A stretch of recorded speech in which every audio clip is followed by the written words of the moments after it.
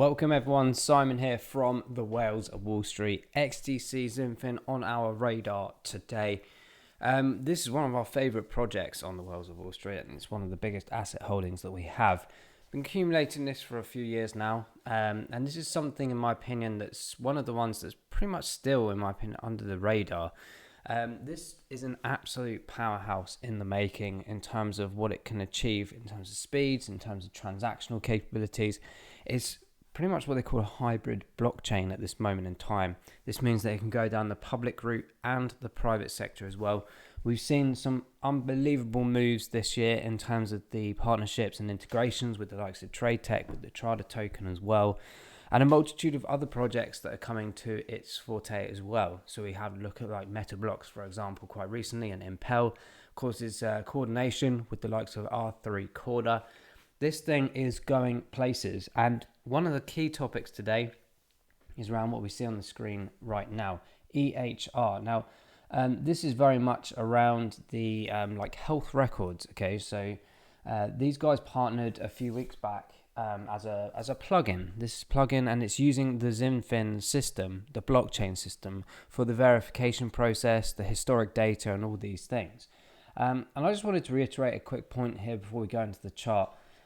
About the magnitude of blockchain, okay, and what this particular aspect means for blockchain and just the crypto space in general moving forwards. Because if you remember a few videos we did around a project called Solve Care, one of my favorite ones out there, and it's quite interesting because even back then we thought, well, okay, Solve, surely these bigger blockchains will eventually be able to create these kind of services or have these services put onto their system. And that was absolutely right. We even agreed with that from some of the comments back then. And it's coming to light really that a lot of these top chains, whether they're like the DAG systems or the traditional blockchain systems, there's going to be more and more of these having these kind of solutions. Now, EHR is quite a big one here. In terms of the plugin, it does a multitude of other projects as well, by the way. This system, this plugin system, it's got cloud data in terms of like agriculture as well, transportation, supply, etc. And if you cast your mind back to some of the previous videos that we did about how blockchain is going to develop the world, and we talked about transactions as like a financial aspect, right? But I want to reiterate, for those that haven't watched those videos, transaction also applies to anything. There's essentially a movement or an application of something because you've done something as an action. Okay, so this transaction comes from the wording of transaction, transferring of action, sorry. So this means that, for example, let's use EHR as an example here. So eventually we're going to have these RFID chips or whatever in within us, and augmented reality and all this stuff on our retinas. It's coming, guys. Like, you can't hide from it. All the companies are building this massively in the background, and eventually what will happen is you'll be sitting here and your system within you will go, hey Simon, you need to sit still please, because in a couple of weeks time you're going to have a heart attack if you continue to eat the way you are or do the things you're doing. And bear that point in mind about nutrition and everything, by the way. So it will tell you to sit there. An ambulance will come by itself. It will pick you up. You sit in the system, the transportation. It takes you to the hospital. It might even do an operation on you as you're going there. But what's happened also in the background is all your information has been accumulated. So imagine like what usually happens when you're going into A&E and you haven't got any identity or anything like this. It's very difficult, right, for someone to be able to go, right, well, who is this person? Like, are they allergic to things? Are they allergic to insulin? Are they allergic to, injections? Whatever it might be. But with these chips and everything being automated, it means that it picks you up, it knows everything, and everything could already be put into the transportation on its way to you beforehand. And then you're on your way and you get seen quicker, you're operated on quicker, whatever it might be. And this principle stays the same as well. In terms of data is very important. Historic data is even more important. And I don't know if you've ever changed like clinics or medical institutions. Like, for example, here in the UK, we have doctors' surgeries. And if you're to move across the country, for example, it takes quite some time to transfer your medical records, can you believe it, in paper format mostly, to your new doctor's surgery. And it's quite crazy, really. But a lot of stuff sometimes gets lost, or some information isn't perhaps recorded properly. And this is why digitalization is quite important from that aspect. And we've got things like blockchain in terms of verification and processing. So there's the avoidance of like insurance fraud and stuff like this, and wrong medicine or wrong medication being given to you. A prime example, someone I know was receiving the wrong medicine because they got the records mixed up with someone else. This should not be happening in this day and age, but this is the system that we have currently, and it needs to be improved. So we think about blockchain, the speed at which that XinFin can operate on, but also the speed at which a blockchain in general can operate on. And like I said, there's so many different things. It could be a delivery from a drone. That is a transaction in itself. So it's identified that you need medicine. The transaction is telling that company or production or manufacturer that, right, we need to put this medicine distributed out into this drone that needs to come to you, delivered at X amount of time or wherever you might be based on GPS location, and it gives it to you. And it's already paid for in the background. Like, there's nothing you need to do. You don't need to get a card out and swipe it by the drone or something like this. These smartphones and debit cards are just stepping stones. This will all be within us, and it will all be within our digital identity. DIDs are very important words to understand right now, and KYC as well. This is about integrating you in a digital footprint format. We talk about like Twitter, where people are able to just jump on social media and do this and do that without any perhaps problem to them in the future, whatever it might be. They might be attacking someone and like get away with it. A lot of that's stamping down now, but it's a very manual process. This is something that will be automated.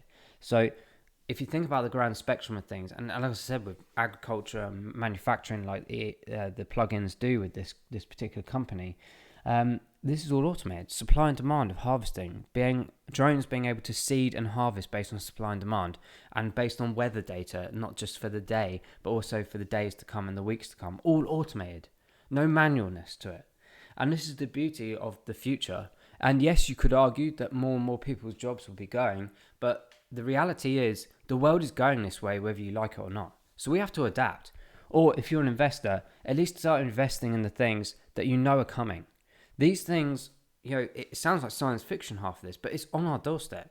You see the drone highways being approved here in the UK, and they will be worldwide as well. And this is part of the algorithm of how blockchain will work, how GPS will work. Why do you think Starlink's all over the place and all these GPS satellites? We're talking about hundreds of thousands of satellites above us now, and there's a reason for it. This is part of the beginning of the process to speed up the economy, reduce the labour impact on people, and hopefully, maybe, contribute towards climate change in terms of the reduction and the emissions reduction. We don't know this yet, but this is a big part of the Agenda programme, Agenda 30, signed in 2015 by over 150 countries, and part of it was the algorithm of digital currency and blockchain technology. Go and read it for yourselves. It's on the UN website to download. It's not made up or anything like this. It's happening, guys. So, as I said, for me as an investor, I have been holding XDC for a number of reasons, mainly for the financial institutions. But now I see all these amazing ecosystem developments. We talked about MetaBlocks, and we talked about Impel, we talked about Trader or Trada, however you want to say it, and they're just scraping the surface with XinFin. We talk about like DC as well, like a phenomenal project, and there's so many more coming. But what I love about these projects is they're so unique in their own way in some cases.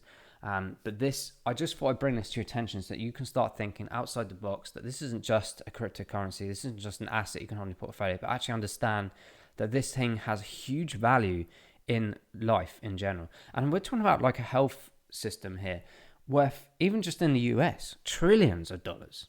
And we're already talking about trade tech and the trade finance around the world, and trade business being trillions. This thing's accumulating trillions upon trillions of dollars worth of market value. So we're very early. And we're very early, we'll talk about that now, because the price point is so low at this moment in time. And of course, we've got other things to understand, like the aspect of supply and circulating supply and things like this. But the grand scheme of things is, this is so early. But the whole space is still early. I know it's been around for like 10, well, actually, technically nearly 15 years, if you're considering Bitcoin as 2007, when blockchain began, arguably. We are still very early in terms of the development of utilization of this technology and cryptocurrency and decentralization, all this stuff. So we're in a prime position here with XDC in terms of its existing price point to accumulate numbers the best we can at these lower regions. Now, if we look at this chart, if you remember in the previous video that we did, I think it was a few weeks back, we've hit now our buy order, which came back down to here quite recently on this fib retracement. Now, the other thing we did say, we were going to still have a buy order back down here. Why? Because it matches up with this lower point here in the 30th of June, and we need to come back here, in my opinion, to confirm support at this level. Now, I'm not saying that's going to happen overnight, but look at this. We've hit the two levels down that we said we would achieve.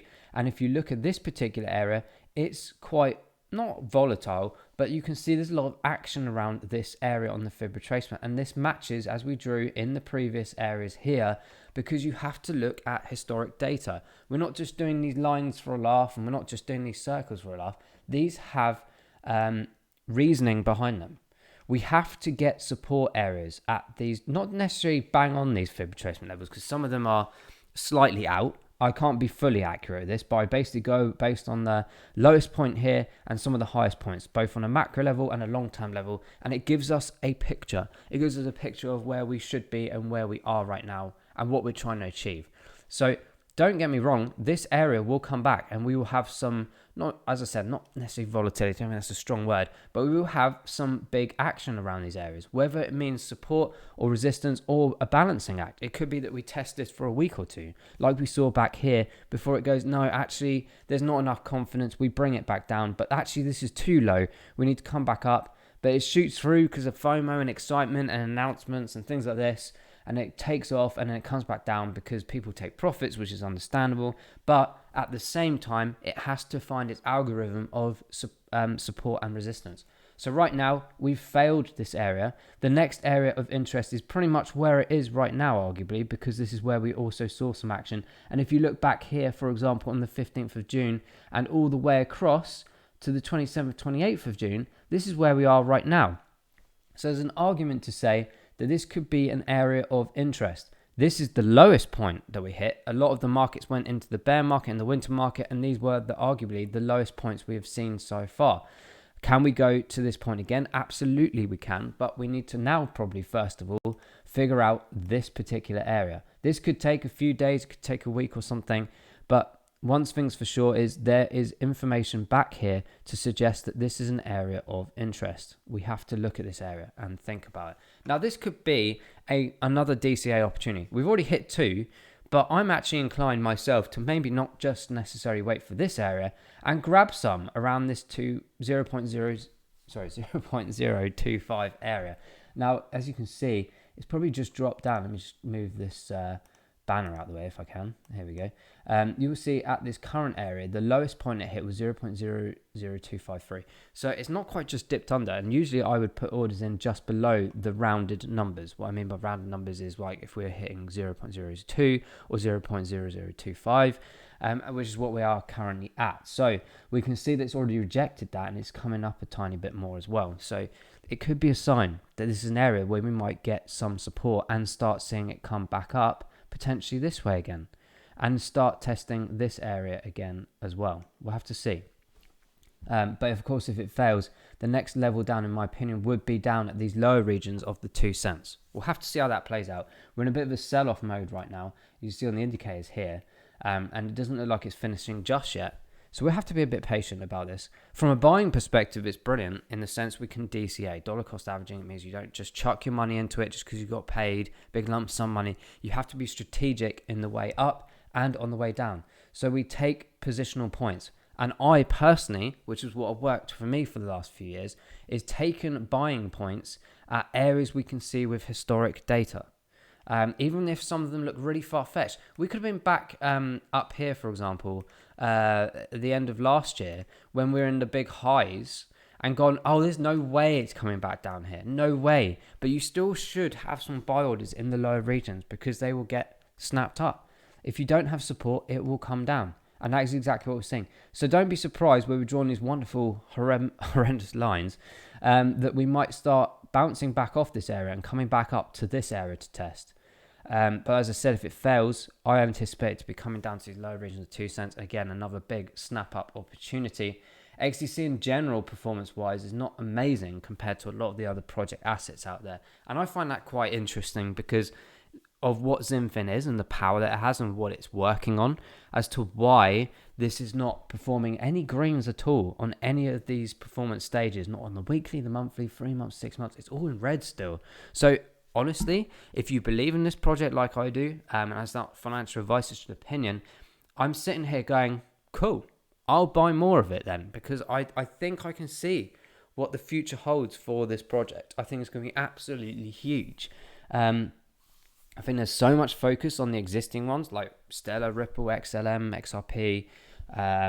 Quant, of course, is a massive powerhouse, but people don't think about XDC. Whether that's a knowledge thing, perhaps an awareness thing, I don't know. But I know a lot of people watch these XDC videos of ours, and I know it's a popular thing for a lot of people out there, and so be it. I'm just going to keep accumulating. I would love to have over 100,000 XDC at some point, because it would be the first proper project where I've had that kind of number in there, and not missed the lower areas. We're in a bear market, we're in a winter market. These are the best times to be buying in general anyway.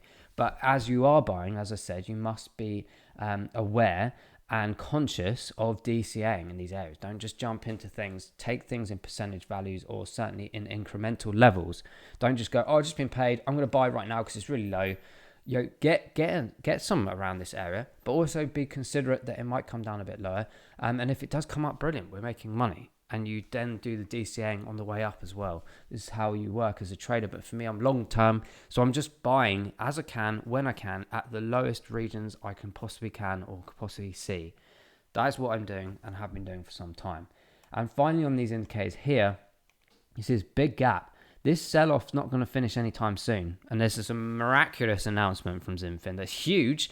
They'll pull it up within like 24 hours. I can't see that happening.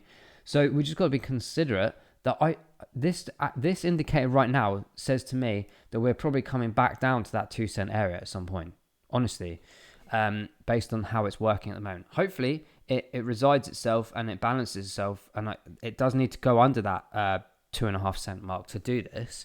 But by the time you're under the 2.5 cent, you might as well come to the 2 cents, because we're talking about minuscule numbers here.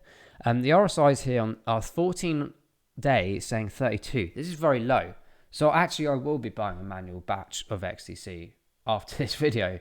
Then the 28 days at 39. This is a beauty point for me. Anything around the 40 mark, whether it's the 14 day or the 20 day, is absolutely fantastic. And that 90 day in general is absolutely brilliant. Again, not financial advice, but opinion based, and actually exciting me. Well, I haven't even looked at this yet. That this is a good opportunity, but I will be considering lower numbers as well. That 28 day being 40, yes, is a bite point for me, but also it would indicate we're on a bit of a way down, and actually I might see potentially 28 day close there at a 35 region in the next few days. We'll have to see.